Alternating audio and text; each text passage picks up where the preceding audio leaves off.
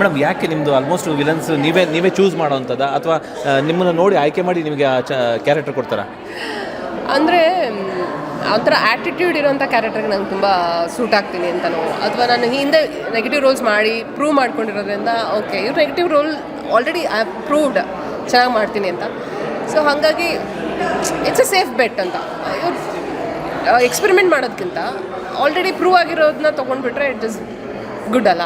So ಹಾಗಾಗಿ ಅವರು ಅದೇ ಪಾತ್ರಗಳಿಗೆ ಕಾಸ್ಟ್ ಮಾಡ್ತಾರೆ. ಆಮೇಲೆ ನನಗೆ ಪಾತ್ರ ಯಾವ್ದು ಮಾಡ್ತೀನಿ ಅನ್ನೋದು ಮ್ಯಾಟ್ರ್ ಆಗೋಲ್ಲ. ಆ ಪಾತ್ರದಲ್ಲಿ ನನ್ನ ಕಥೆಯಲ್ಲಿ ಆ ಪಾತ್ರಕ್ಕೆ ಎಷ್ಟು ಇಂಪಾರ್ಟೆನ್ಸ್ ಇದೆ ಅಂತ ಮಾತ್ರ ನನ್ನ ಮ್ಯಾಟ್ರ್ ಆಗೋದು.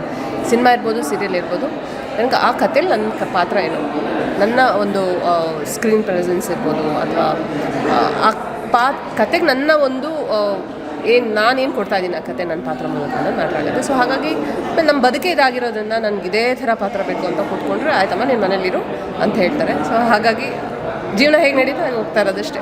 ಯಾವ ಪಾತ್ರ ಬರುತ್ತೋ ಅದು ಮಾಡ್ತಾ ಇರೋದು ಅಲ್ಲ, ಯಾವ ಪಾತ್ರ ಪಾಸಿಟಿವ್ ಪಾಸಿಟಿವ್ ಆದರೂ ಪಾತ್ರಕ್ಕೆ ಇಂಪಾರ್ಟೆನ್ಸ್ ಇದ್ದರೆ ಖಂಡಿತ ಮಾಡ್ತೀನಿ.